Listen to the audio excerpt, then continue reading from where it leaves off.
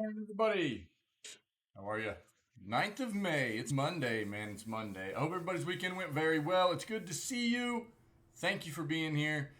Yo, it's already rando mode time. Check that out.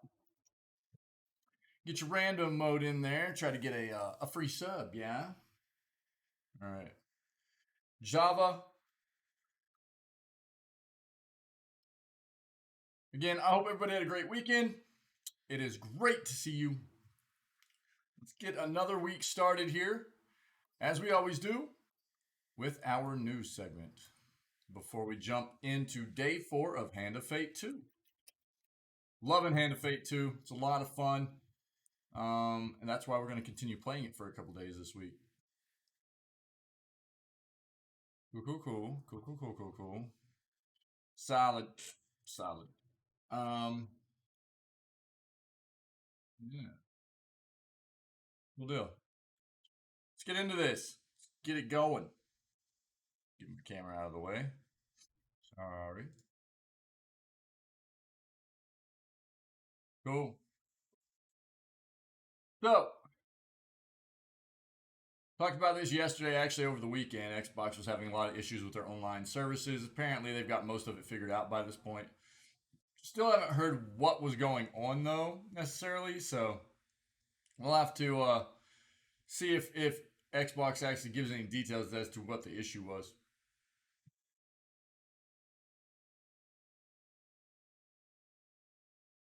Hmm. 1 hour ago. What's up, buddy? Hey, Wick. Xbox's online DRM under fire. Some users left unable to play for the 4th day. So let's see here. Maybe it's not all fixed up. Let's take a look.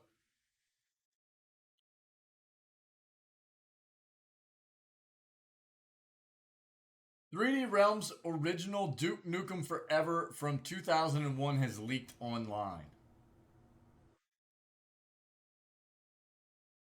Let's take a look at that. I'll never forget playing Duke Nukem back in the day, man.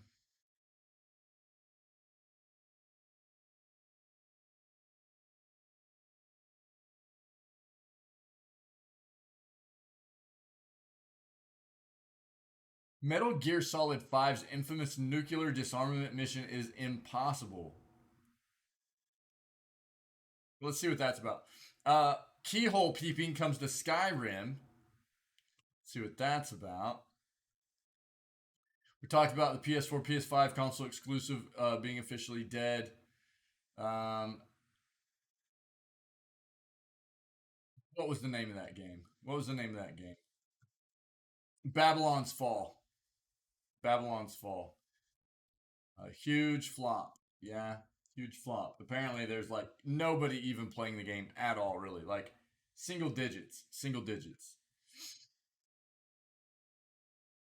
Okay. We talked about this, and we talked about Bored Ape Yacht Club over the past couple of days. Go check out those the previous 2 days news segments on YouTube if you're interested. 5 new Steam games you probably missed. Let's see what that is.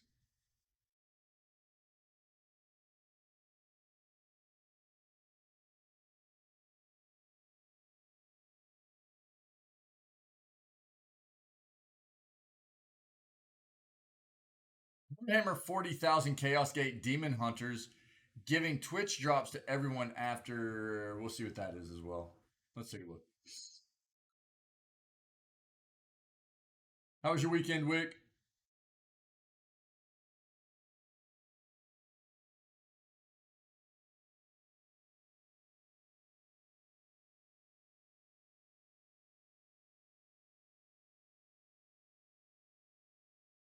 It was good? Good, dude. I'm glad. I'm glad. Weather turned around after all that the shenanigans, man. Weather's been fantastic here, man. Never feels like a weekend. That sucks, dude. I'm sorry. Will that change after your new manager starts working? They haven't started working yet, have they?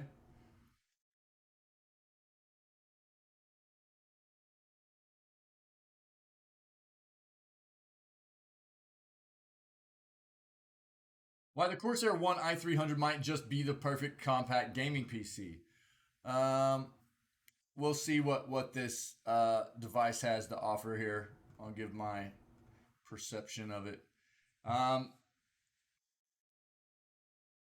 Wick, your favorite company, Meta Quest 2. I'm not going to go over how to connect it. Don't buy it. Buy a different VR set. How about that? I'm not a fan of that company, man. I can't support it.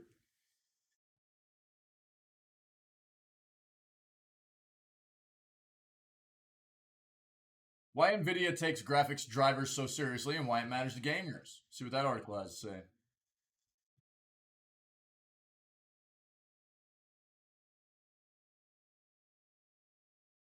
Reading this. Games inbox, Elden Ring is overrated. That sounds like my kind of article right there.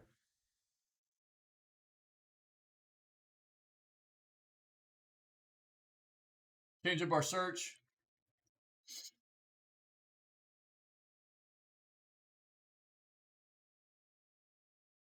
We already talked about the Hall of Fame inductees. If you're interested in what we found and talked about, again, check the previous news segments on YouTube.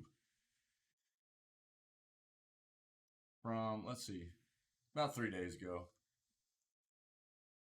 2 days ago. 2 days ago, I think it was. Yeah. Good night. All of those articles were the Hall of Fame.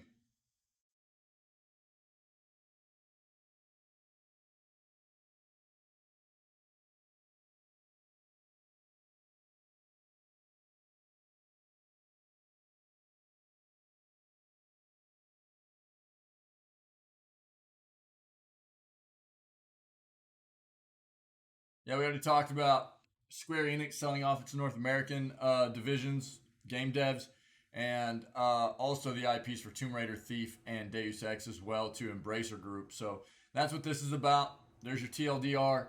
Again, if you want more, go check out news from about 5 days, 4 or 5 days ago, and you'll get a bit more. We've talked about Netflix a lot. Not going to dive back into that. Talked about this yesterday. I think that could be pretty cool. A Doctor Strange video game. The movies are awesome. Some of my favorite Marvel movies as far as heroes go. Yo, Mamzel, what's up? Starts in 2 weeks, Wick. Right on. Hopefully that helps, man. Hopefully that helps. Yeah. Mamzel, how are you, my friend? Good day, good day. Hope your weekend went well, guys.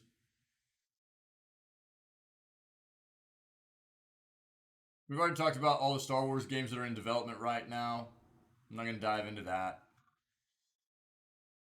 Video Game Hall of Fame again. Yeah, we talked about the Activision Blizzard shares are down like 20% from what they were whenever Microsoft offered, right? Microsoft offered to buy out the company at what, like 95, around $95 a share, and now those shares are down 20%. We'll see how that moves forward.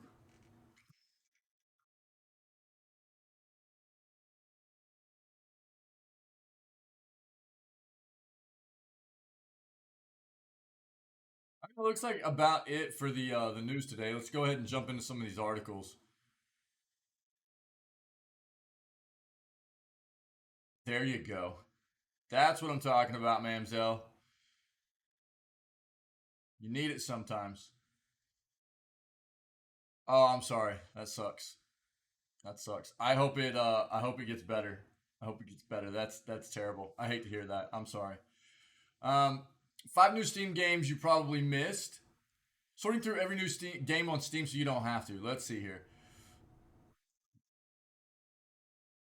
On an average day, about a dozen new games are released on Steam, and while we think that's a good thing, it can be understandably hard to keep up with. Yeah, potentially exciting gems are sure to be lost in the deluge of new things to play unless you sort through every single game that is released on Steam. Why is everybody's head hurt, man? Yeah, I never dealt with headaches very often up until about 2 to 3 years ago. I started getting chronic headaches, and I had to work through just figuring out some stuff, trying different things, and they started off as headaches, and then they got worse and worse till I was dealing with migraines pretty regularly, and luckily I was able to, because I'm yelling. You just need to turn your volume down, dude. I'm speaking in a completely acceptable volume. All right, this is nothing different than any other day. Nothing different than any other day.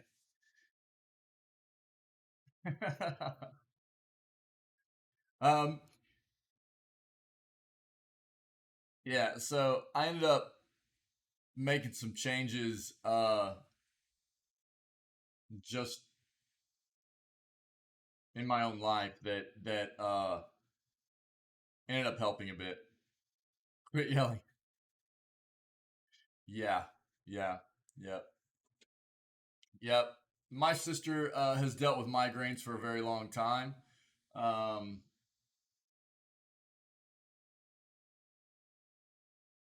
and I knew they were always bad, but it's one of those things where, yeah, ban Wick for sure. Where are my mods? Can you ban Wick? Um, it's one of those things where you hear about how bad like something like that is, but unless you ever actually experience it yourself, you will never ever completely understand. It's kind of like a back injury and back pain. You're overwhelmed. I'm sorry, man. What's going on? Yeah. See, um, I had some medication that I was on that was really good for me for a very long time, and I noticed that it wasn't working the way and I had been on it for a significant amount of time, and what I was taking it for, it helped with for a very long time, but all of a sudden I started having a lot of different issues, and one of the things I was dealing with was the headaches, and um, so I just took myself off the medication, and it started fixing a lot of the symptoms that I was dealing with, which was odd because they were saying they didn't change any of the formula for the medication or anything like that, and but it significantly helped me health wise all the way around. There were a lot of different issues that had crept up just kind of out of nowhere. One of them was the headaches, and so I just cut that medication out, and what I was taking it for, I just have to manage in a different way, different medications and stuff now. But um, I feel much better just not dealing with the headaches and some of the other things that had crept up. It really just being off that medication helped out significantly. It's weird how medication can do that. Uh, like you're saying with the birth control. Yeah, yeah, it's odd. I'm sorry you're overwhelmed, Wick. That sucks, dude. I would help you out if I could, man. I'm here for you, though, buddy. I'm here for you. Um, so that's exactly what we've done. If nothing catches your fancy this week, we've gathered the best PC games you can play right now and a running list of the 2022 games that are launching this year. Warsaw Film School Video Game and Film Production Studio. Um, Best month ever. Narrative adventure game set in the 1960s United States. It follows the journey of a single mother, Louise, and her son Mitch, and a strong focus on best month ever is shaping the way Mitch experiences the world in order to influence the kind of person Mitch turns out to be, and what values shall guide him once he becomes his own man, I think is what that should state. As a result, it's an adventure heavily guided by excruciating decision making, with each having monumental consequences on both Mitch and how the narrative plays out. 9 endings to work towards, and the graphics are charmingly cinematic. Yeah, that's good. Yeah, I mean that's definitely one of the things that I figured out too. Is like if you feel one coming on, anything you can do to lessen the what's happening helps, right? Mine would get to the point where like couldn't close my eye, or I had to close my eyes, like turning my eyes, blinking. Like sometimes they were so bad that it was just all I could do was just lay in bed with the lights off. They would get so bad, and it was just weird because I've never dealt with that kind of thing before. So I knew something was off. I just had to figure out what it was, and luckily I did. Thrive in chaos. I'll be okay. Okay, we love you. Making decision to get the ball moving. Yeah, I feel you. I feel you, man. I don't know. I think everybody. I know you're memeing a little bit, but I think everybody has their own world that involves an amount of chaos in, just depending on how you live your life and stuff, man.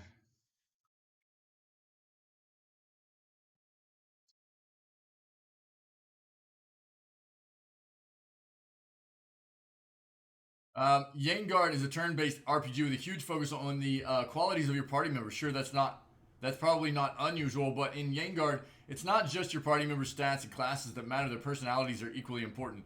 These personalities are shaped by narrative decisions made through, but each is also customizable with special combos and more. Heavily inspired by D and D, I almost said DVD. Studio Planeshift notes Yenguard's classic tabletop RPG style gameplay. There are roguelite elements as well in the way each party member is different for each campaign. Yeah, yeah. Um, Yo, Miss Bat, what's up? Um, it's that's I was actually because these came on relatively just out of nowhere for me, and they would get so bad. I was kind of scared. I was kind of scared, and Miss Bat, I hope you had a good weekend. It's good to see you, my friend. Um, I had a scan too. I had a scan too, and that's what they came back and they're like, everything looks fine. Everything looks fine, and so I started having some conversations with some doctors, and they were like, you might need to start seeing what you can do. Good. I'm glad. I'm glad. That's awesome. That's awesome. You might need to see what you can do about taking a look at if you've changed your diet, what you think might be a potential cause of this happening all of a sudden, and luckily I was able to figure it out. But I know it. Not everybody is. It's not always the cause of a particular thing either. People just deal with migraines. Um, my little sister has dealt with them for a very long time due to a significant head and facial injury when she was young, and she'll just always deal with them. It's unfortunate. Yeah. Um, Tile City is a relaxing puzzle game that taps into the pleasure of watching a city grow, except unlike in conventional city builders, you don't have to worry about plumbing, electricity, and whether you've got too many roads. As the trailer above shows, you'll be placing city block tiles together, taking care to match the shapes correctly to slightly complicate things. Some tiles are better matched than others, so you'll need to think a little bit about it. For example, tram lines connecting with depots. There's also an ultra relaxing creative mode if you don't want to think at all. Frankly, that sounds nice. That's kind of weird. Right on.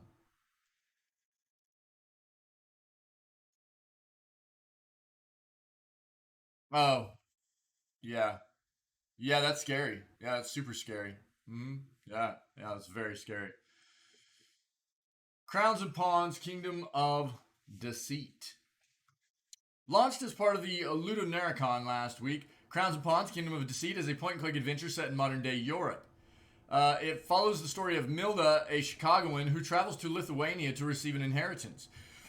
But claiming it is complicated by the fact that a mysterious man also wants the spoils of that inheritance.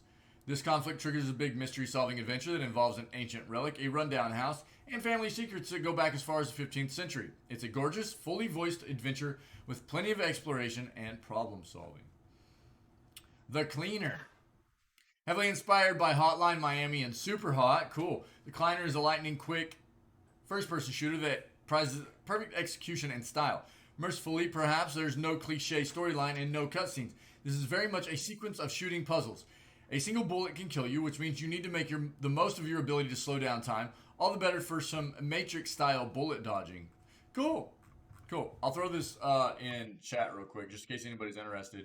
Uh, some cool new games there on Steam. I hadn't heard of any of these, so that's pretty neat, man.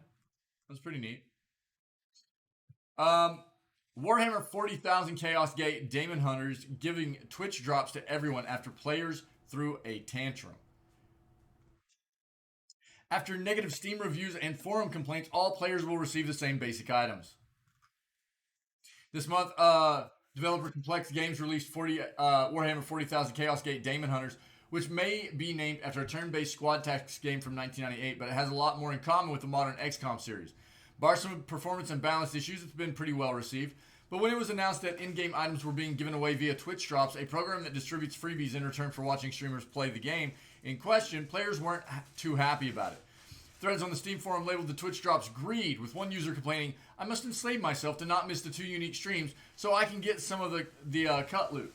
And another swearing off the game completely, saying, "I'm just going to avoid this one sadly after the Twitch crap." User reviews on Steam dropped to mixed, with users citing issues with Demon Hunter's graphics and ways it doesn't line up with the lore alongside the Twitch drops. One review calling them just extra layers of meaningful crap you have to go through to enjoy 100% of the game. While another negative review said, "If there was another way to earn these in-game, it would not be a big deal, but I'm not going to watch Angry Joe for 2 hours to just get a weapon." As for the items in question, they're largely cosmetic, being named versions of the campaign's beginner weapons, with small boosts like like plus 5% chance to crit. They're the kind of gear you'll use in the early game, but quickly replaced with better stuff as you upgrade and unlock it. Still, Complex Games heard the complaints and responded. In a recent update, the developers wrote, "One of the areas we have noted is the frustrations around the various Twitch drop campaigns we ran around the launch of the game. Whilst the sole objective of these campaigns was to drive awareness, absolutely. We understand that many feel this locked in game items locked in-game items away from them." I was reading that completely wrong in my head. Yeah, that's the way a lot of Twitch drops work, Miss Bat. Yeah, I mean, even in Lost Ark that we play quite often, when the game first released, there were specific in-game items you could get as long as you watched like 2 hours of somebody on Twitch stream the game. Right? That's quite often the way it works on when devs will release games. They'll set up certain streamers to do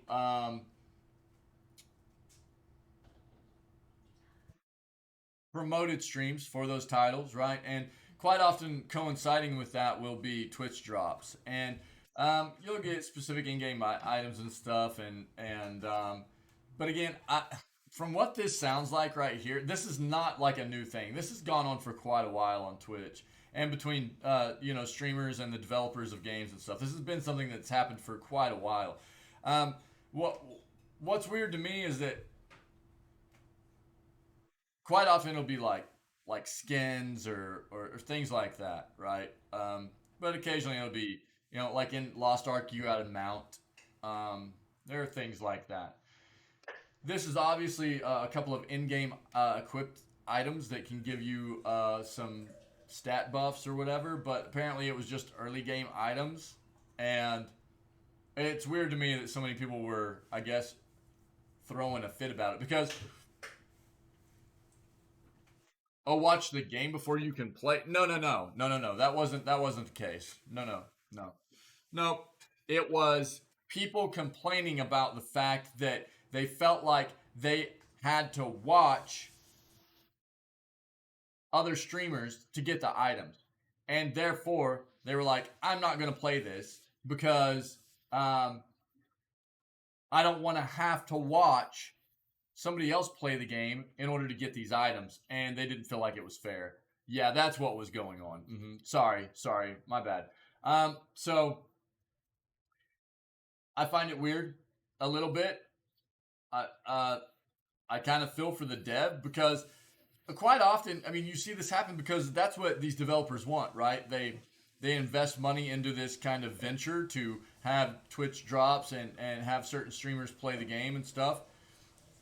Right, they're complaining. Yeah, it's just the player base kind of throwing a fit, is what it sounds like. Um, when really what this is just a way to promote the game and get people aware of what the game has to offer and stuff like that. And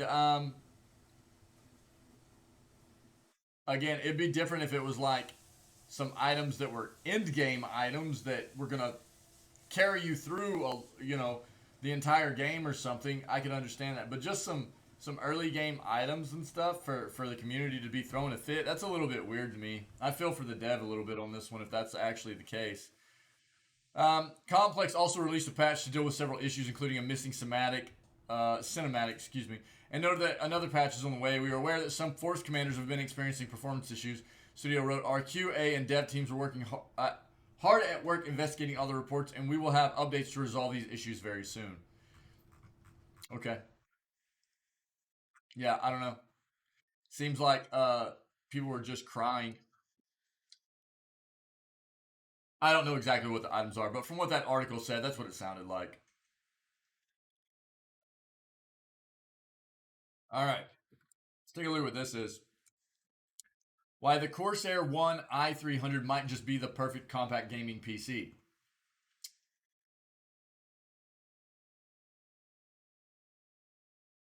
No. When you think of gaming PC, especially if it's a pre-built one, there's a good chance that you imagine a hulking great tower of a computer that sort of would take up a huge slice of space, whether it's on top of a desk or below it. While these sorts of builds are popular for their simple layout and can house loads of components, they're not the only way. Few PCs demonstrate this more perfectly than the One i300 by Corsair. You really want a gaming PC? Yeah, build one. You should build one, Miss Bat. A gaming PC that redefines the amount of space high quality graphics demand from you. Here's why you should think about getting this pre built masterpiece rather than constructing your own puzzle of a computer. they, I'll give I've given a spill on this like here recently. I've come across some different articles and that have prompted me to discuss building. Yeah, I know you have no clue. A lot of people have no clue. It's not very hard. It really isn't. Before we move on, let me just discuss this. I've talked about this a couple times here recently in the news segment specifically. I would prompt people to take a serious consideration at if you want a gaming PC to build it. The reason that there are a few different reasons why um I say this. Okay. Um, First of all, I have heard so many horror stories about people buying pre-built PCs from very well-known manufacturers and having components in those PCs fail, and then it being an absolute nightmare to get those companies that were the computer was purchased from to assist in resolving whatever is happening in warranty status. I'm talking being without the PC for months, half a year, stuff like that before they get it back. And if they can even get the company to do anything, you know, I've just heard a lot of horror stories on that side. Again, if you build your own, quite often what you're going to have is instead of an all-encompassing warranty, you'll have warranties on the parts that you buy and build the computer with themselves. Um, but one of my big things, I've been a tinkerer forever, right? As as a young individual, I was always kind of good with taking things apart, putting them back together. I was really interested in computers and just electronics in general. I taught myself how to install car stereo systems, like all encompassing stereo systems in cars and stuff. and I really enjoyed doing it. I've just got one of those types of brains, I guess. I don't know. But here's the thing: if you build a PC yourself, I feel like it gives you a better understanding of what consists of the computer itself internally and what those components do specifically, right? Yeah, you're good, Miss Matt. So, in regards to that, it helps you just be a better troubleshooter if you ever come upon an issue with your PC that seems to be hardware wise, right? Um, it just helps you have a better understanding, all encompassing, of how the PC works as a unit comprising of all these hardware parts together. And I know it's not for everybody. It's not in the cards for everybody. Not everyone wants to take on that venture of building a PC, but it is really not that hard. The main thing about it is just taking your time, and some of it can be a delicate process. So you just get a nice area to work, set everything up, and here's the thing: there are all kinds of resources online, um, YouTube videos, just articles and stuff where you get taken step by step through the process of building a PC, and it's really not that hard. It really isn't, and I feel like it's a good educational opportunity for people. And here's the thing: if you're not willing to take on the building of an entire like desktop uh, full tower gaming PC or whatever, start small. Start small and figure some stuff out. There are all kinds of like smaller kind of computers you can build out there, especially based off of using like Raspberry Pis and stuff like that, just to get yourself familiar a little bit more with like computer components and how connections work and things like that. So I would just prompt people to consider it. Just consider it, okay? And I'm not saying all the computer manufacturers out there are terrible, but I've just heard a lot of bad stories. Um, the jaw dropping size. Let's see here. Main headline about the one i300 is pretty obvious. It's remarkably small. Still a tower in terms of orientation, but one that will take up drastically less space, either above or under your desk, leaving you free to move around your decor or yourself without compromise. Uh, yeah, it places it in the same category as a console like the Xbox Series X, rather than a fully fledged gaming PC, something that stays remarkable every time you see one. It just shouldn't be able to cram in the specs it manages. Yet importantly, it comes fully assembled. Building your own compact PC can be hugely challenging, so it's great to rely on Corsair's experts to do it for you. Let's just see.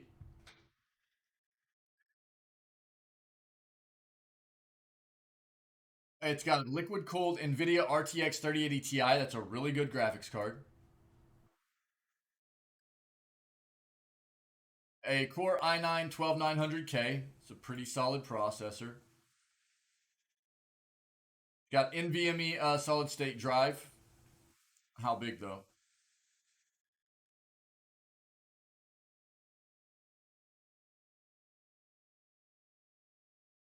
Does extremely well with cooling, utilizing air intake.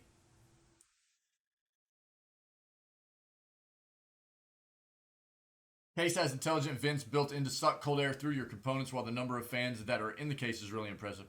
Okay, this is another thing people need to understand. Cooling in electronics is very important, right? But as far as air cooling is concerned, there's such a thing as positive and negative air pressure, and it has to do with it's not just about how many fans can you stuff into a case, right?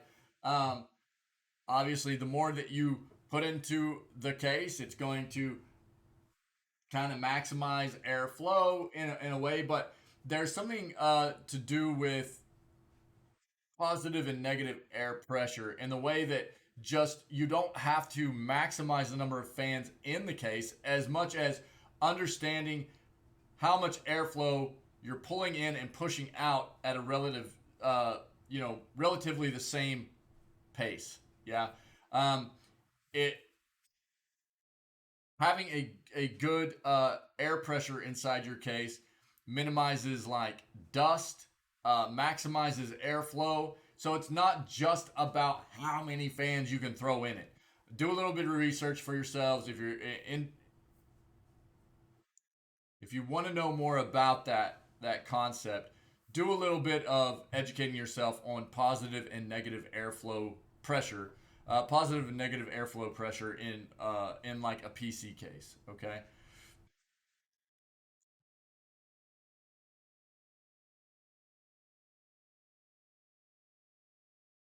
that's all it says though, component wise. Let me see here. This is another thing. The main component of a PC is your motherboard. Not the main. It is like the nervous system for your motherboard, right? Or your PC, the motherboard is. It's where everything connects to. Everything that you're buying, dude, that's a chunk of change. So that's what you'll be paying right there. 5 Gs. 5 Gs. Um, it is rocking DDR5. You have your brother for that? There you go. There you go. That's a chunk of change, guys.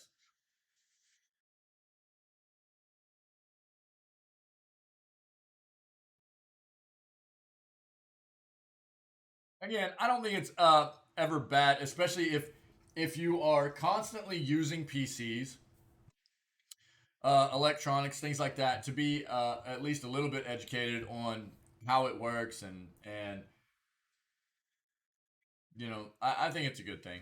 I've seen so many videos of like streamers, for instance, that they start having PC issues and they're like solely relying on their chat for information on how they should go about trying to fix it. And it's just like, it's brutal to watch because, you know, a lot of times, especially streamers that have a good amount of viewers, they're going to get debated constantly when something like that happens, you know?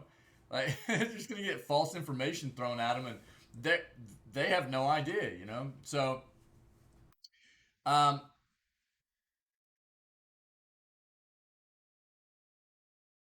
that's expensive. That's very expensive. But again, do they even talk about tech specs? D690 motherboard. It doesn't even say brand of motherboard or anything though. Yeah. Again, your motherboard is where all your components plug into, right? And there are some companies that are known to build better quality motherboards than other companies. And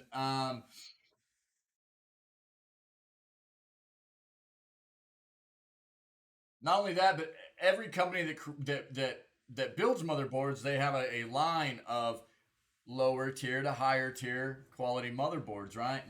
And that's where everything plugs into. It's a very critical component in building a computer, and that's why it kind of kills me because anytime you see something like this promoted and this looks like a pretty solid PC, I wouldn't pay that. Just I wouldn't. Um, Looks like a pretty solid PC. I mean, the components in it. It's a 2 terabyte solid state drive, uh, 64 gigs of DDR5, which is new RAM.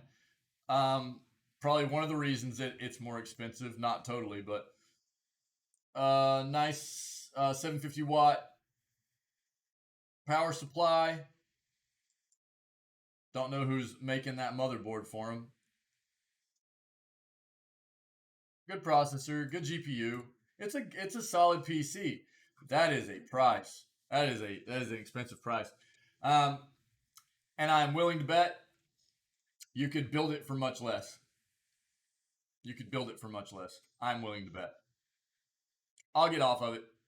I just prompt people to get more educated about. Everybody uses computers nowadays, and um, I mean they have for a long time, but not everybody really necessarily knows how they work and the components that are in them. And not that you need to be an IT professional, but have some kind of knowledge about the device you're using. And I think that's an important thing. All right. Why Nvidia takes graphic drivers so seriously and why it matters to gamers. PC games rely heavily on the graphics drivers that support them. GPU drivers can make or break a game launch, and so Nvidia takes these things seriously. Naturally, the perceived quality of a graphics card is heavily influenced by the drivers that support it.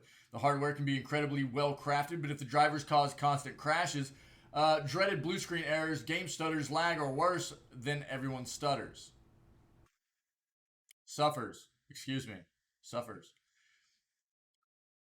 Why good drivers matter. This is why Nvidia takes drivers so seriously, especially when the company is keen to push the possibility of gaming at 8K 60 Hz with HDR turned on. Those bold claims were made for the GeForce RTX 3090 and RTX 3090 Ti graphics cards. And no surprise considering the sheer power of these GPUs, but it could still falter with a bad driver. Nvidia therefore puts a lot of weight on thoroughly testing drivers before launch. The company knows there's a vast amount of gaming PCs out there with all sorts of configurations. Therefore, getting the drivers to be as robust, they like using the therefore. Getting the drivers to be as robust as possible requires a lot of testing.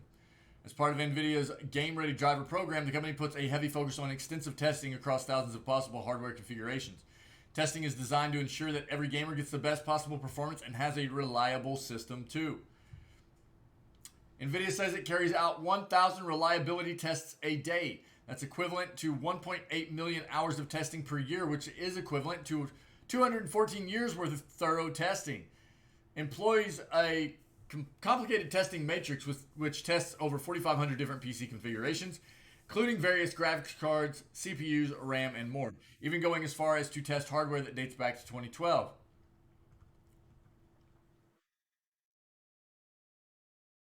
Yeah. I mean, there's a reason why they are the leading company in regards to graphics, right? Providing graphics hardware specifically.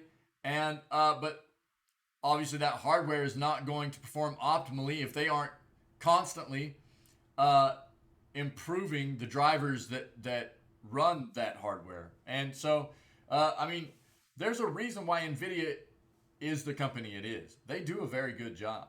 They do a very good job. Oh, good night, dude. Dude, this is about. Oh, here we go. I'm excited to read this. Yo, stop it. Ugh. Please tell me this will actually. Okay. Showcase games inbox. Elden Ring is overrated. Xbox showcase predictions and AEW Fight Forever hype. We've already talked about AEW Forever coming out, new wrestling game. It's going to be good for competition for WWE 2K. Not going to worry about Xbox showcase predictions right now, but we are going to read about this Elden Ring is overrated. Uh,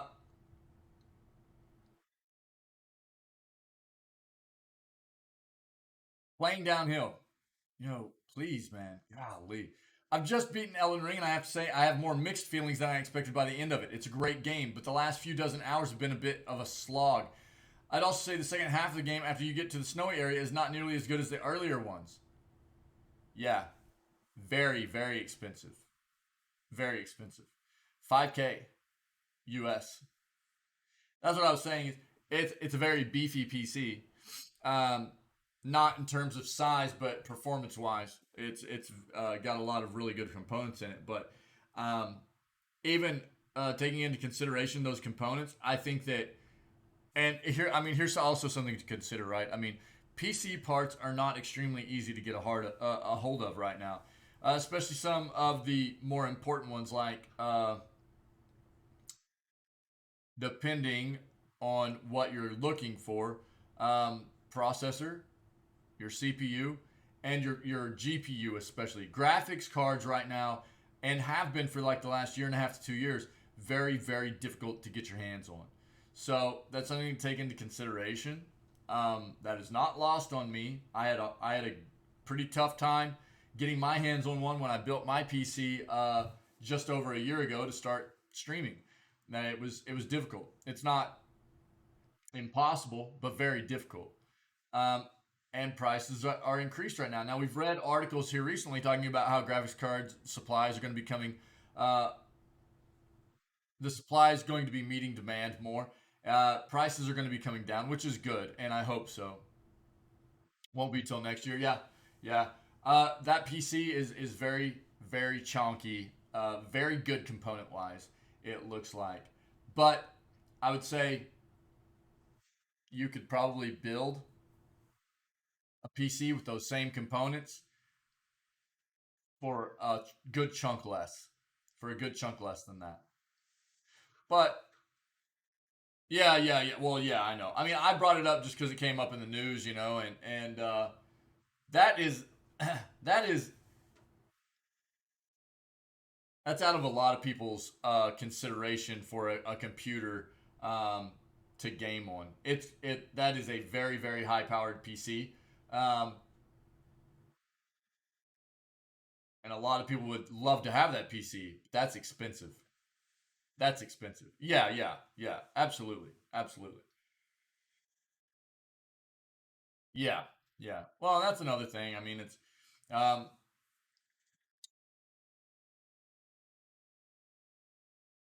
most people don't need that. That computer is going to be good for a good amount of time. It's going to be good to go for quite a while. Yeah, yeah, yeah, yeah, for sure, Miss Bat. Absolutely. Um, Whenever I build a PC, I build it to last. So I take my time. I do a lot of research. I figure out what all components I want, and I build it to last for a long time. Um, that one is going to get you a long. There's a lot of longevity in that PC, um, but that's a hefty price tag there as well. Oh, you've maxed out the storage on it? Yeah, yeah. I mean, that just goes back into also being a bit more comfortable with computers and just doing things like storage or even upgrading your RAM or anything like that. It's just being more comfortable with the components, how they work, how to install them, things like that. Um, yeah, I don't know if you're. Sometimes a lot of laptops now will have multiple drives or bays to be able to install. It just depends on the laptop, but they'll have multiple bays for like a solid state drive for multiple solid state drives, but they'll only come with like one installed. So it's possible you could install another solid state drive in there and get some more space. I don't know though. It's something you would have to look into. I've just beaten Elden Ring. Yeah, yeah, yeah. The boss battles also get increasingly worse, if you ask me, and I'm not really sure why. I don't see any evidence of the game being rushed, so instead, I think the problem is that the game world just got too big for them to be able to fill it with enough interesting new content. A lot of repetition by the time you get to the end, and it starts to take away a lot of the excitement from exploration, yeah. Basically, what they do is, in Elden Ring, I noticed that as well. I didn't talk about it much while I played the game. Uh, Mostly because I feel like the mechanics behind a lot of the boss fights are pretty good. There's some pretty nasty cheese that goes on. Oh, okay, right on this bat. Right on. Yeah.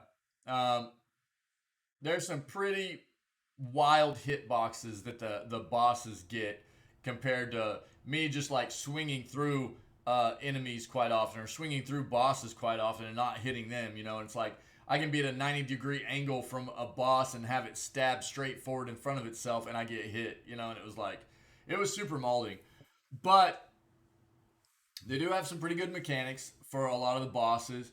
Um, but I did definitely see where they would just take a boss that you had already beat at some other part of the world, place it into another dungeon, give it maybe an extra little gimmick or something, and there you go. So it did get a bit repetitive, for sure. I wouldn't go so far as to say the game shouldn't have been open world, but I do think that the world and the game in general should have been smaller and tighter. I agree with GC and others that Bloodborne is definitely From's best game. Also put Sekiro Shadows Die Twice, probably Dark Souls 3 ahead of Elden Ring. Looks like that's all they're saying about it. I had a significant amount of things to say about Elden Ring. Um, I probably only would have rated, especially on the PC version of the game, somewhere between a 7 and an 8 for me. There was a lot of good content in the game, but there was also a lot of stuff that was overlooked, archaic. The PC port was terrible. So there's a lot of good content, but it was not for me nearly as high of a. I could not understand how so many people rated the game so high. It was there was just a lot of stuff I feel like they missed in that game. There's a highlight or there's a VOD on the YouTube channel of the ending of Elden Ring, beating the final boss, and giving my impressions of the game through the credits and stuff. If anybody's interested. Xbox's online DRM under fire as some users left unable to play games for fourth day. Microsoft's gaming servers have been experiencing outages on and off since Friday. Yeah, it sounded yesterday like they were tweeting out that it had all been fixed, basically. On Friday, Xbox's support team first confirmed that its servers were experiencing a major outage after users complained that they were unable to purchase or launch games or start cloud gaming sessions. On Saturday, the team's support team claimed it had resolved the issue. Yeah. Only for it to state several hours later that the issue had returned. In total, the support team claimed to have fixed the problem twice this weekend, only for it to seemingly return later. Yeah.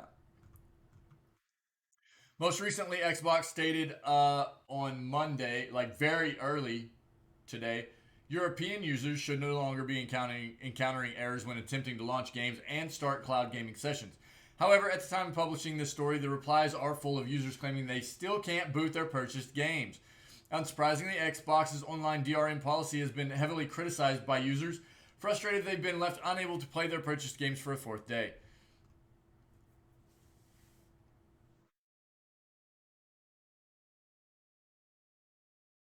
According to Does It Play, a Twitter account dedicated to testing commercial releases to ensure the work entirely internet free. The majority of Xbox games require an online check before they'll boot. Yep. They absolutely do not have them on PlayStation or Switch, the account wrote. Trust us, we've tested them. They added, if the PlayStation servers go down tomorrow permanently, every single player game you own will work offline almost permanently, provided console is working and account was linked. There are a tiny subset of titles that will not. Xbox needs to fix their DRM problems. Hand waving won't help. Nobody wins, especially Xbox fans, when all the catalog eventually becomes inaccessible. The outages are potentially embarrassing for Xbox, which has historically promoted the importance of game preservation, most significantly with its extensive backwards compatibility program. The company also famously U-turned on hugely unpopular plans to require an online connection for Xbox One. Paris Lilly, a journalist and previous host of the official Xbox event, also criticized Xbox's DRM policy in the wake of this weekend's server outage. The Xbox outages have made it clear that something needs to change with their DRM policy. Games that are downloaded to my console should have a window to be offline and playable without checking in. Hopefully we get some clarity and a solution to avoid this issue again. Yeah, for sure. The downtime, again, highlights the issue of preservation in the games industry and the challenges developers face keeping their games playable in the future. Should crucial services such as Xbox Live ever disappear? Should crucial services like Xbox Live ever disappear?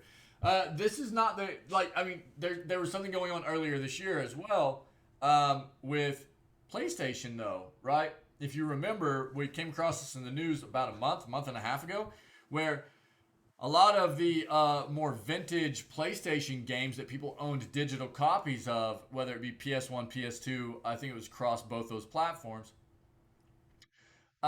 those games were automatically converting to like having an expiration date of like 1970 or something. So even though the game would still be in the consumer's library, the gamer's library, they wouldn't be able to play the game because this like false expiration date was creeping into these games and preventing anybody from playing them. It was really odd, really odd. I think they got it all sorted out, but there continues to be issues with the online aspect of games, right? And that's where, I mean, I've been saying this about PlayStation for a while now. It kills me that there's such a loss of focus on us as gamers and even being longtime consumers of these products. I have all kinds of PS1 and PS2 games that I still own. And the only way for me to play those right now, well, I have a PS3 that can play the PS1 games. I can't remember if it can play the PS2 or not. But if you don't, right, the only way for you to play those games is to go buy one of the old consoles. Whereas it's been confirmed that PlayStation absolutely has the ability to get the PS5 to play PS1, PS2. It already can play PS4. Now, PS3 is a bit of a different story where they would need to invest a bit more time and money into it, but it's not an impossible task. They just don't want to give us the ability to play these older titles that we still own. And that sucks, man. That feels so bad. What they want us to do is to go buy the digital version of it or buy into their subscription service so we get access to the game when we shouldn't have to because we already own it. We own a copy of that game, even if it is 15 years old. Doesn't matter. We own it. We bought it. We should be able to play it on their console as far as I'm concerned. And it just feels bad that companies do that kind of thing.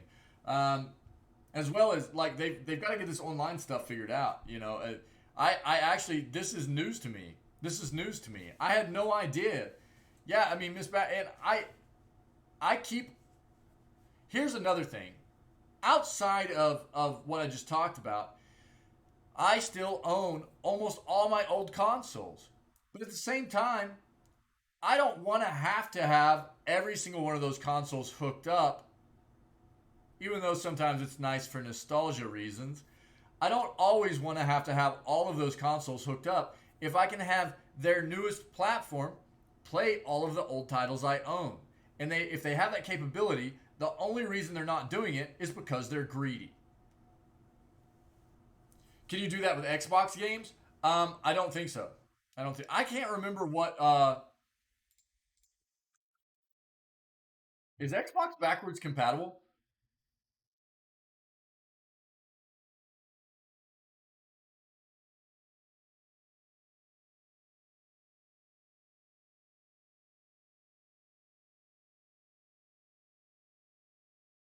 Really? Okay, here we go. Well, and see, that's the same thing I'm talking about um, with Sony, though, right? It's not about. I mean, you're talking about can you do that with Xbox games? You're talking about using your old discs and stuff, right? From the previous, like the older platform, the older consoles, right? That's what you're getting at. You're saying you can play them with Game Pass. Well, that's the same thing I'm talking about with PlayStation, though. Is like if that's the case, right? Well, yeah, I mean, it does depend. Look, I put it right over my camera. Look at that. That was pretty funny, dude. Wow, I turned into an emote there for a second. Thanks, Mamzo. That was great. I turned into I turned into an emote. What? That was like just perfect placement, man. Well, that was really weird. Uh, well, it depends on the game. You're talking about what do you mean exactly, Mamzo? And yeah, I mean that's the same thing that I was talking about with PlayStation that feels bad is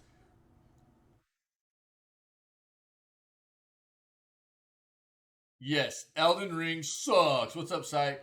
Uh, I wouldn't say it completely sucks, but it is not the game that I expected it to be, and I don't think it should be rated nearly as high as most people rate it for sure. Yeah, they are. Yes, they are, Miss Bat. Yeah, yeah, they are. And I can't remember which tiers of it actually get you access to the older games. Again, all encompassing. It doesn't matter to me what companies have subscription services and allow you to play those older games, if you still own those older games, their consoles should remain and continue to be backwards compatible so that you can play the games if you own the disc, you know? They're just greedy, quite often, don't want you to do that.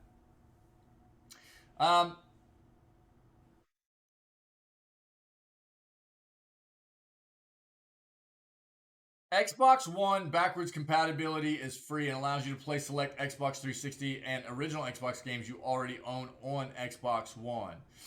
The Series XS backwards compatibility is free and allows you to play 360, original Xbox, and Xbox One games you already own on. Really? I didn't know that. Like, you would say what does? Are you trolling me, dude? Are you trolling me? What's up, Syke? How's your weekend, man?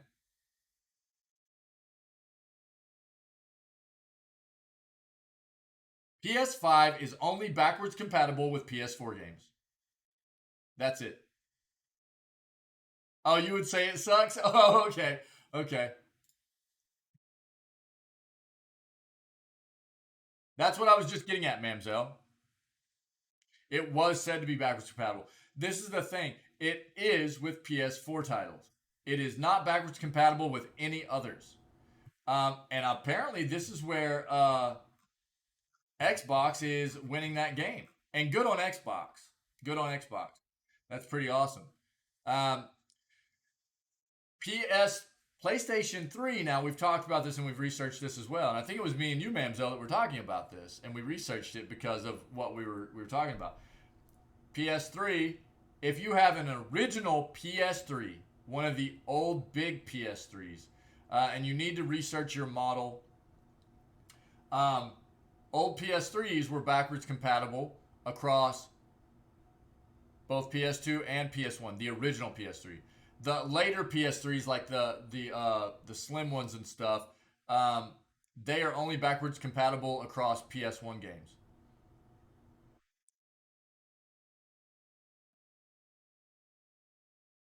You have one? Yeah. I didn't know that Xbox was doing this backwards compatibility. That's great. Good on them. Good on them. And the thing is, like I said, it's been confirmed that PlayStation has the ability to do it. They're just not. Really, it depends on the game. His old NHL games won't play on the new Xbox. Okay, we'll have to figure that out. But it sounds like Xbox is at least doing a better job of it than PlayStation is. Anyways, Gamer, what's up, buddy? Well, and I mean, my thing is like I love hanging on to my old consoles, but I don't necessarily have room to have all of them hooked up all the time either. And it just makes sense if we already own those games that we should be able to play them as the new consoles come out. They should be backwards compatible.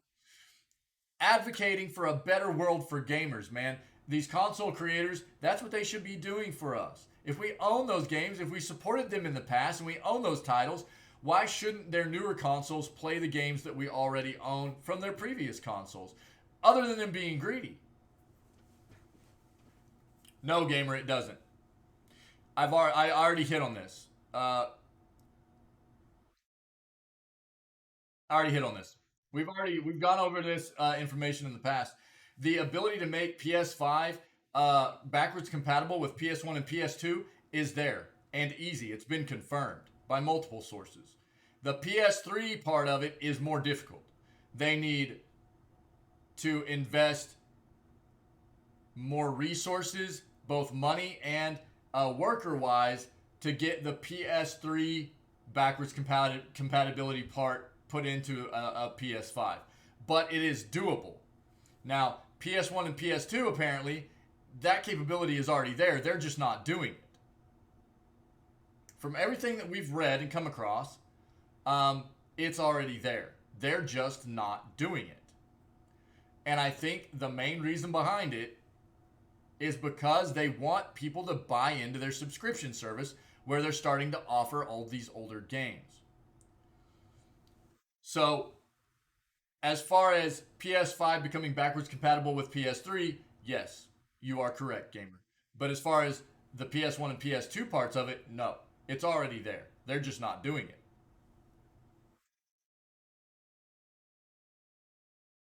If they could or do have the ability to do it, imagine how easy it would be to buy a PS5. What do you mean? That doesn't have anything to do with how easy it is to get your whole hands on a console right now, though. The entire shortage of supply meeting demand has to do with the chip shortage across the world. I mean, that's with consoles, that's with graphics cards. Basically, even cars can't be produced right now to meet demand because chip shortage. So I'm not sure if I'm reading that wrong or what, gamer.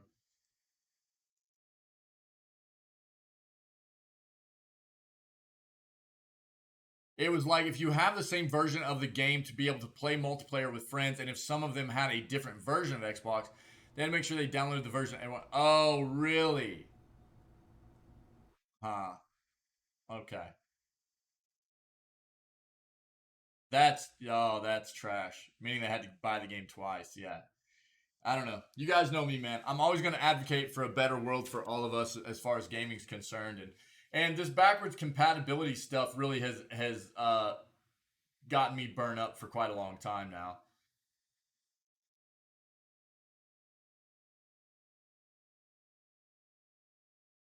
But at least it sounds like Xbox is. I'm guessing a lot of. Let me see.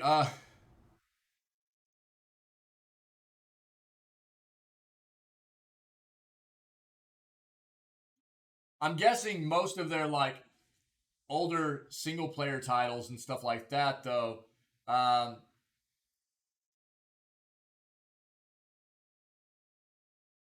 oh, they got refunded and bought the one for Xbox One. Oh, okay, okay. It does at least sound like a lot of their older titles and stuff probably play just fine on the newer consoles for Xbox, though. So I applaud that, anyways. It looks like they are backwards compatible. I can't test it. I don't have a new Xbox, so but I do have a lot of old Xbox games. So I don't know. I'm not sure. Again, you guys know me, man. I'm going to advocate for a better world for all of us, and it feels bad to not be able to, play the games we already own.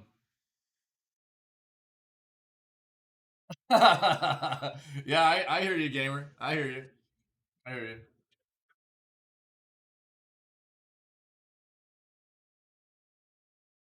I mean, yeah. Again, I'm passionate about what this industry is, and you know, I love gaming so much, but it's important to me that these companies understand what it's about and don't lose sight of the fact that this has always been something about people having fun, and whenever you aren't continuing to have a focus on the player and the people that have been uh, you know consumers of your products for years and years, and you just kind of leave them in the dust because you don't want to provide them with access to the games they already play or the games they already own. That feels really bad. Couldn't get a PS5. Yeah, I mean, I didn't. PlayStation 4 is the first PlayStation I haven't owned. Um, I just couldn't. Basically, for me, it was I wasn't getting to play much many games throughout the PlayStation 4's life. I wasn't getting to play a lot of games. There were some titles that got me very close to considering buying one, like God of War, Final Fantasy VII Remake, stuff like that. But that was basically it. And for me to like buy that console just for a couple of games, at the time, I just didn't have the time to play. Didn't feel like it was worth the money, honestly. And I would like to get my hands on a PS5. Um, yeah, I don't know. I've always I'm so hesitant on Xbox stuff because I've had so many issues with their products in the past. Their consoles, their peripherals, like I've just had them break down on me all the time. Got a PS4 for Kingdom Hearts. That does not surprise me, Manzo. That doesn't surprise me at all. Um, I'll probably end up trying to grab a PS4 because I own all the other ones, but ultimately I'd like to get a PS5. But they really PlayStation needs to get their heads out of their butts and make it backwards compatible. As far as I'm concerned. 3D Realms original Duke Nukem Forever from 2001 has leaked online. Forever was infamous for having one of the longest development cycles for a video game.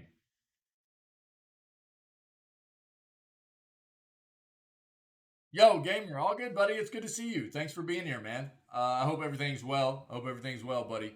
Uh, yeah, we love having you here, man. So you don't need to be sorry. We get it, man. Life's busy. Yeah, take it easy, buddy. A build of Duke Nukem Forever, the long in development shooter, would finally release in 2011. Claiming to be from 2001, has leaked online. Footage and screenshots of the game, which originated in the 4chan forum, show off an incarnation of the game that was shown off at E3 2001. However, this is claimed to be a far more complete version of the game.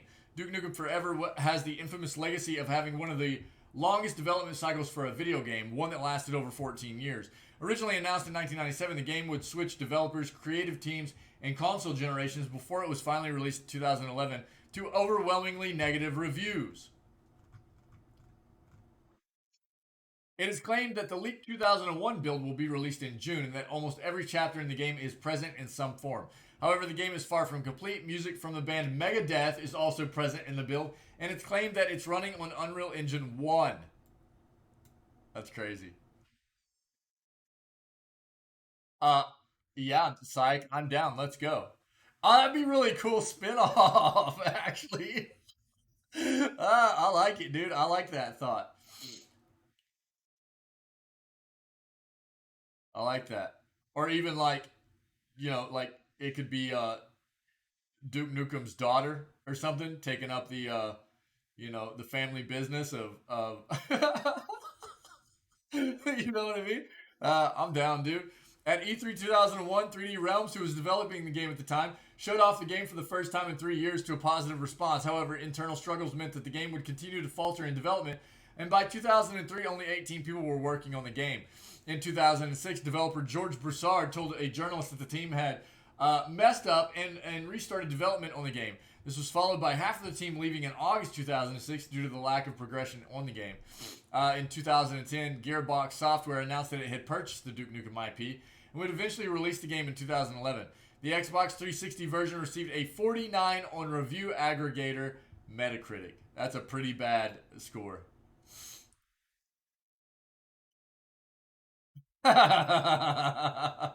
Yeah, yeah, but perfect, perfect. Yeah, dude. Yeah, yeah. That would be perfect, dude. I'm all for it, man. I'm all in. They should definitely start building this right now, psych.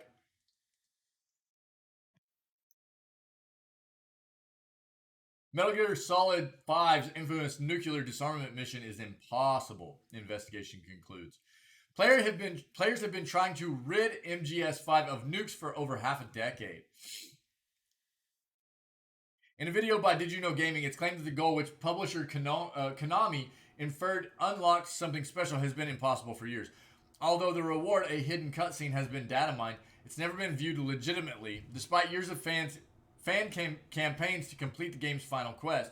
Did You Know Gaming also spoke to a group of players known as the Anti-Nuke Gang. They claimed to deplete the nuke count to PS3 to zero. However, Konami claimed this was illegitimate. The group would later reveal that it used hacks to lower the count to zero, and in doing so discovered that because nukes tied to banned accounts can't be disarmed, the quest was impossible, something Konami has failed to fix in the 7 years since release. The anti-nuke gang led by a player known as the... What a name, dude. The anti-nuke gang led by a player known as the Hung Horse began the quest to lower the nuke count on PS3 to zero at the start of the pandemic, but quickly found that doing so via traditional means was virtually impossible, regardless of the bugs present in the game. Firstly, the game has been out for 7 years and sold very well on PS3, meaning the number of nukes, although lower than on other platforms, was still significant. Another issue was that players on PS3 were able to easily cheat, adding 16 nukes to their account, something that should take weeks, in a matter of minutes, making abolition extremely difficult. The Hung Horrors stated that despite the group's efforts, there was a small number of nukes that are impossible to disarm. We ran into what can only be defined as an invincible set of nukes that do not belong to any base. If you're familiar with the MGS forward operating base system, a nuke is always placed on a fob after a player makes it. There were 40 or so of these invincible nukes that didn't have fobs they belonged to. They simply existed without a fob. We call them phantom nukes. This meant that the group had to turn to illegitimate means of disarmament. A hacker named Steffer joined the group and developed code that would allow the mass disarmament of nukes without even having to play the game. The bot searched every player in the game's base and identified which had active nukes. The Nuke Hunter Deluxe, as the team called it, was the key to lowering the number to 0. However, after an investigation by Konami, the method was deemed illegitimate and Steffer was banned from the game. Despite the group's attempt to reach out to Konami to explain the issue with the mission and request they fix it, the publisher hasn't responded. The genesis of players wanting to complete this seemingly impossible goal is that soon after the game was released, a title card for a hidden third chapter was found in the game. Excuse me. Sorry. Woo. I need more Java. Currently, Metal Gear Solid 5 is split into 2 chapters. Chapter 1, Revenge, 2, Race. However, a title card for a third chapter, Peace, was discovered in the game files, leading players to believe there was some way to unlock it. The chapter title, right, exactly, Miss Bat. Yeah, I know. The title chapter, Peace, also suggested that two players that total nuclear disarmament was the only way to unlock the mysterious chapter. This was even hinted at by the official Konami Twitter account in 2015. The truth can be found for Peace. They're just trolling people, man. However, many argue that due to the fractious nature of the relationship between Konami and series creator Hideo Kojima towards the end of development, it's possible that despite plans for more content following the nuclear abolition, it was never finished, and thus Konami could never allow for the nuke count to hit 0, as the promised reward doesn't actually exist.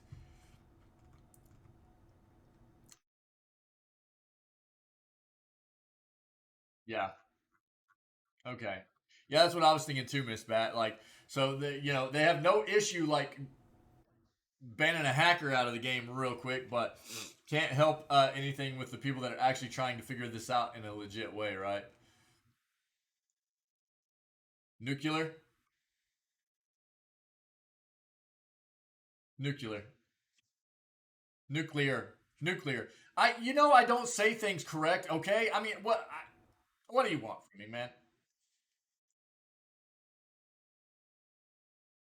Get out of here. No, you can't make me.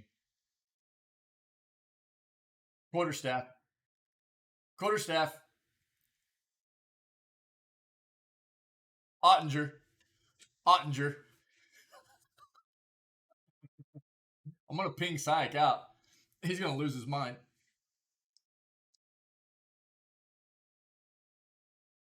I'm from a part of this country. You love Skyrim? Yeah, Skyrim is great. They've done a lot of cool like community mods for this game and everything too. Um, yeah, I'm not gonna deny that, Syke. I'm from a part of this country that the accent is pretty thick. It's pretty thick.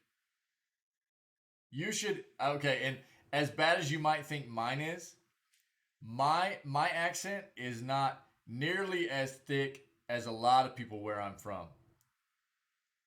So I'll say that.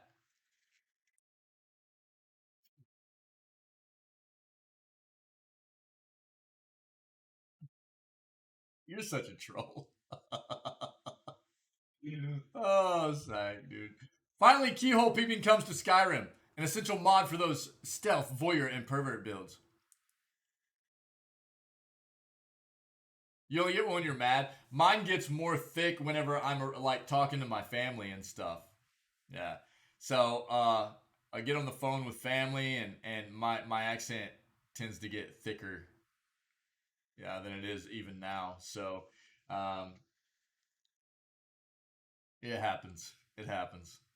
Uh, can't help it. Sorry, Syke. Sorry. It is what it is, man. You're here for a reason, man. You act like you don't like it. I know better, dude. I know better.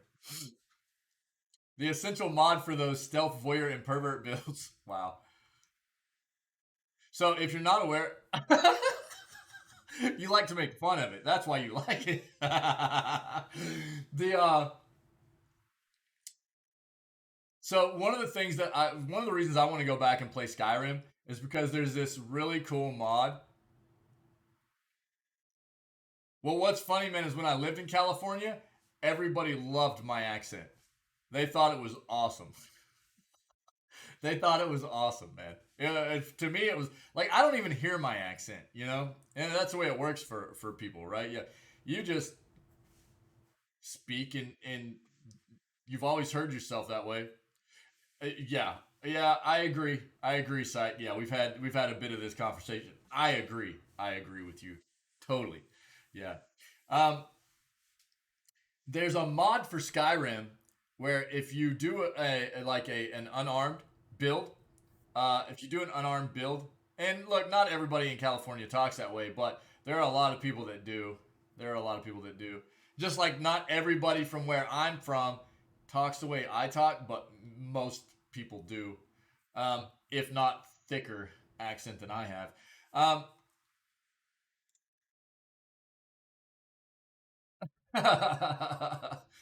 the There's a mod where you can do an unarmed run, and it makes it to where you have finishers that are wrestling moves and stuff. So you'll do like power bombs on enemies. You'll be like doing back suplexes on them and stuff, and it is hilarious. Let me see if I can pull it up real quick after we talk about what this keyhole thing, this mod that's been added in. Have you guys seen that? Have you seen that for Skyrim? All the finishing like wrestling moves and stuff where you're just like throttling enemies. It's hilarious. It is so funny, Miss Bat. Give me a second, I'll pull it up, okay? There was a time back in the early 2000s where it felt like I spent a good chunk of my gaming time sticking my face onto oversized keyholes, snooping on whatever was on the other side. In stealth-focused games like Hitman and Splinter Cell, there was something wonderfully clandestine about monitoring enemy patrols or eavesdropping on conversations on the other side of a door. Outside of the occasional moment where an enemy would open the door right as I bent down to look through, keyhole peeping was a slick, if small, booster of stealth immersion. Yeah, that's what I played mine. My playthrough, the only playthrough I've done on Skyrim was done on PS3. Yeah, so yeah, I never did, and I don't like playing games for the first time with mods. If I'm gonna play a game, the only way I would consider using mods for a first playthrough is if it was a mod that actually helped the game out performance wise, right? Like better frames or smoother playthrough, like just performance wise stuff, right? I want to taste a game in its like original form for a first playthrough. If I play it again, I'm cool, man. Let's throw some mods in there. Finally, the vulnerable stealth mechanic has arrived in Skyrim, courtesy of the Take a Peek mod by J Serpa. It works much like you'd expect it to, creating an animation for your character to crouch in front of a door before the camera fades into a keyhole framed view of what's on the other side. Your camera movement and field of view will, of course, be limited, though you can adjust these in the mod configuration menu. NPCs won't take kindly to your spying and will tell you to stop what you're doing if they catch you. Apparently, there are no laws against keyhole peeping in Skyrim, as it won't get you in trouble with the law. That's great. That is great. The way the mod works is interesting. It actually teleports you just inside the room, makes you invisible, then plonks you down in an invisible chair so you can't move. pretty creepy. And if I was an NPC, I certainly would want to find myself in a version of Skyrim where at any point there could be invisible people sitting dead still in the room with me just watching. That is creepy. The mod can be added to existing save games, and it should work on most doors in the game that actually feature keyholes. Creator has specifically omitted doors where it makes absolutely no sense to use the ability on. Oh, that's cool, man. That's very immersive. Now, all we need is a VR version which requires you to crouch down and cup the motion controllers around your headset. That's really cool. That's really, community members, just gamers in general that love their games that they're very invested in. They do some amazing things with mods. Yeah, VR. Yeah. We came across here recently where somebody in the gaming community that's a Witcher fan made a mod for Witcher 3 where you can play through the entire game, all of Geralt's parts of the game. You can play through all of them in first-person mode, where the entire game was devved to be third-person, right? And it's just cool that people do that kind of stuff. Let me pull this up real quick. I'll pull up a video of this mod for the unarmed combat stuff. It is hilarious. We've watched it before, but it's been a long time.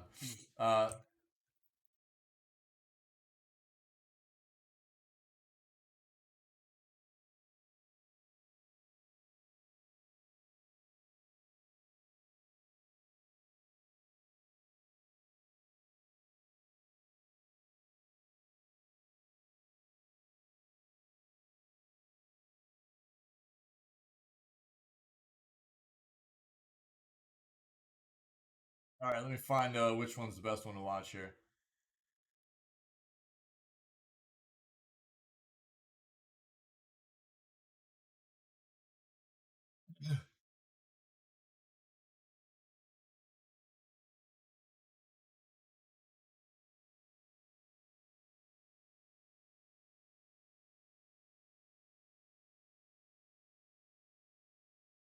Here's what I'll say. Let's do this. Um, I'm gonna go ahead and do a bit of an ending for the news segment. We'll watch this and I'll see if I can include it. Quite often, putting YouTube videos, watching YouTube videos will get hit for copyright stuff on YouTube. So I'm gonna go ahead and just say that we're gonna watch this video and I'll try to include it in the news segment. There might be a chance I have to cut it out. Okay, that is a possibility. So in case that happens, I'll go ahead and just put a bit of an ending here to the news segment and say thanks to everybody who's been a part of this, and we'll be going to watch this video. Hopefully I'll be able to include it in the news segment without it getting hit for copyright stuff and being pulled out. If this is going to be the final ending of this news segment, thanks for being here. See what you can do. If you're watching this after the fact of it being live on YouTube, then do me a favor, hit the, if you're enjoying the content, hit the like and subscribe buttons. Maybe leave me a comment so we can discuss some of the things we came across in the segment today. And see what you can do about coming and hanging out with us at 6 o'clock a.m. Central North American time every single day, where we do these news segments before we actually get into our gaming stuff. So on that note, if you are viewing this as a YouTube video or after the fact or not moving on to the gaming segment, what have you, then stay healthy, stay safe, be kind, and we will catch you tomorrow for the next one. All right?